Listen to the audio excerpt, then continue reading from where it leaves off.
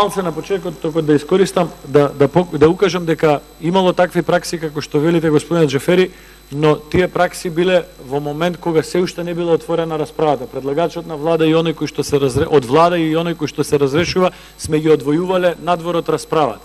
Во конкретниот случај вие отворивте расправа, па потоа му дадовте збор на господинот представник на влада, што значи дека веќе сме во делот на деловникот општ претрес, каде што важат правила за дискусија и затоа мислам дека треба се најде благодарение на реакцијата на... Тоа е процедурална или реплика? Да, но да се држиме на реплика. За да знам јас да сметам како реплика или процедурално? Реплика. Добро.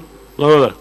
Значи, воопшто не сум изненаден од образложението на представникот на владата, кое што за толку сериозна тема беше 5 или 6 минути.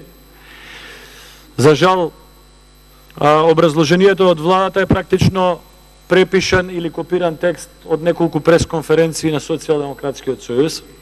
Нема сериозна анализа, нема ниту една бројка, нема ниту еден податок за капацитетите на работа, за очекувањата, за стандардите, нема анализа, нема мерит систем, нема проценка, нема ништо, има партиски реваншизам.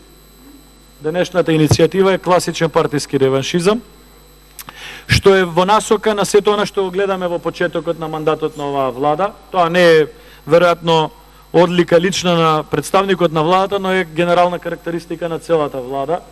Спротивно на закон се назначи директор на Агенцијата за администрација, спротивно на неколку закони се разрешија и се поставија нови директори на управата за јавни приходи, на Агенцијата за на еден куп агенции, за да не ги именувам сите, со што апсолутно ни се потврдува ставот дека се нема намера да се подобрат стандардите, се нема намера да се исполнат предизборните ветувања за департизација, за подигнување на ефикасноста и квалитетот на работата на институциите, си има намера да се читаат партиски пресконференции и да се оди во процес на груба партизација.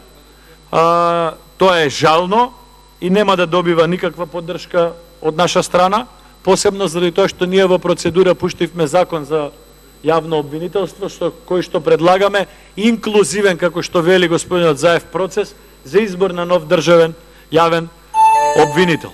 Тој закон е поставен на дневниот ред во петок на седница за собрание и нашиот однос кон оваа точка за разрешување на државниот јавен обвинител господинот Марко Зврлевски многу ќе зависи од односот на владачкото мнозинство кон законот кој што е на дневен ред во петок на седница. Благодарам.